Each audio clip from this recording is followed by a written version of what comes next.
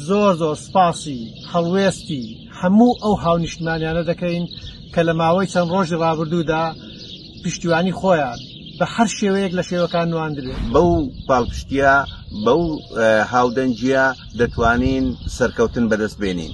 محەممەد بە درێژایی تەمەنی خۆی بەرگری لە کوردستان کردووە. ئێمە بە هەموو شێوەیەک ئەم بەرەنگاریە درێژە پێدەدەین. بەرگری بەرخودان بەرەنگاربوونەوەی داگیرکاری تاکە ڕێگەمانە. ئێرە گابەرەکەیە زێدی محەممەد ئەمین ئەو قارەمانە ئەوێ پەلکانەیە لە ڕۆژهەڵاتمان شەناغەیە شەناغەی شوێنی بەرگری ئەو دیوەمان خراپەیە باکووری ڕۆژ ئاوامان سەر بە شاخە. ئەم چوار گوندە 7 ساڵە بەرخودان دەکەن بەرگری دەکەن لە خاک لە نیشتیمان لە کوردستان لە هەمومان. سڵاوی خۆڕاگریتان لێبێ بە ناوی خۆم و بە ناوی بنەماڵەی کاک محەممەد و بە ناوی خزم و کەسوکاری ئەو دەڤەرە زۆر سپاسی هەڵوێستی هەموو ئەو هاونیشتمانیانە دەکەین کە لە ماوەی چەند ڕۆژی ڕابردوودا پشتیوانی خۆیان بە هەر شێوەیەک لە شێوەکان نواندرێ، بە نامە، بە پۆست، بە شعر، بە نەثر، بە پەخشان، بە وتن، بە کۆمنت، بە هەڵوێست، بە هەر شێوەیەک لە شێوەکان، بە شەیرکردنی ڤیدیۆکان زۆر سپاسیان دەکەین.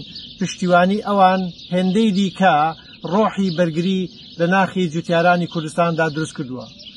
ئێمە پێمان وایە محەممەد بە درێژایی تەمەنی خۆی بەرگری لە کوردستان کردووە، دژایەتی ستەمکاری و تاوانکاری کردووە، لە زیندانە خەباتی کردووە، لە شەقامدا خۆڕاگری نواندووە، لە گابەرەکەدا، لە شەناغەدا، لە پەلکانەدا، لە تەواوی گوندەکانی کوردستاندا هەڵوێست و مەدایەتی نواندووە.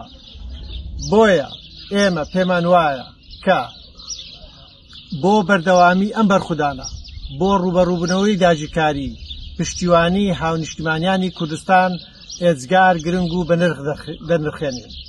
لەم ساتەدا ئێمە سەرەڕای ئەوەی کە دەمانەوێت سوپاس و پێزانینی خۆمان بۆ هەموو لایەنە سیاسیەکانی کوردستان، بۆ خەڵکی کوردستان، بۆ میدیاکاران، چونکە ئەوە میدیاکاران بوون بە تایبەتی کە دەنجی ئەم جوتیارانەیان کلیپەکەی محەممەدیان بە خەڵکی کوردستان و بە خەڵکی دنیادا ڕاگەیان. ئەوان نەبوونایە ئەم هەڵوێستە بە شێوازێکی دیکە وەک هەموو ئەوانی دیکە کە ڕووی داوە لەوانەیە دیزە بە دەرخۆنە دەکرا یا بزر دەبوو یان ون دەبوو. ئێمە پێمان وایە کە بەرگری بەرخودان بەرەنگاربوونەوەی داگیرکاری تاکە ڕێگەمانە، بەڵام بە شێوازی مەدەنی، بە شێوازی شارستانیانە، بە شێوازی یاساییانە ئێمە بە هەموو شێوەیەک ئەم بەرەنگاریە درێژە پێدەدەین. بەڵام پشتیوانی خەڵکی کوردستان ئێجگار گرنگە.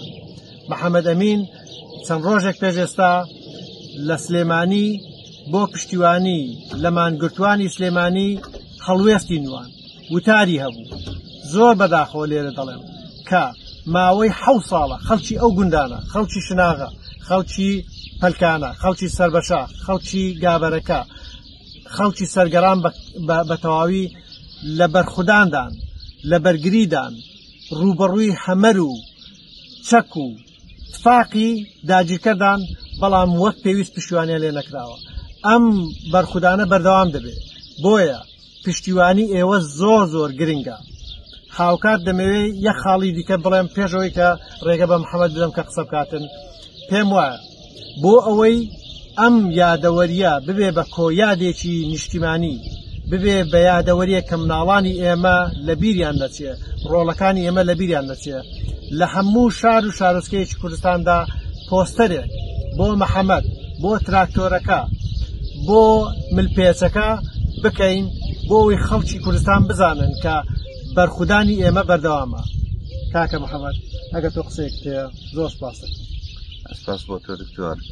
وەڵام من سەرەتا دەمێ سپاسی خۆم بۆ تەواوی خەڵکی کوردستان لە هەر شوێنێک لە دەرەوە لە ناوە لە باکوور لە ڕۆژهەڵات لە ڕۆژاوا لە باشوور لە هەموو شوێنەکان سوپاسی تایبەتیان بکەم و سوپاسی هاو هەڵوێستیان بکەم سوپاسی لایەنە سیاسیەکان دەکەم و سوپاسی تاک بە تاچی خەڵکی کوردستان دەکەم لە ڕاستیدا ئەو دەستخۆشی و پاڵپشتیە تەنها دەستخۆشی نییە لە محەممەد ئەمین وەکو تاک بەڵکو ئەوە دەستخۆشی و پاڵپشتیە لە تەواوی هەموو ئەو بەرخۆدانەی کە کورد لە بەرامبەر زوڵم و ستەمکاری لە هەر شوێنێک دەیدا ئێمە بەو پاڵپشتیە بەو هاودەنجیە دەتوانین سەرکەوتن بەدەست بێنین لەو لەحظەیەدا من سەربەرزم کە بوویمە هۆکارێک بۆ ئەوەی کە تەواوی شەقامی کوردی یەکڕیز بێ هیوادارم ببێتە هۆی ئەوەی کە فشارێک بێ لەسەر لایەنە سیاسیەکان بۆی کە هاودەنگ بن کۆدەنگ بن و یەکڕیز بن بۆ بەرگریکردن لە مافەکانی گەلی کوردستان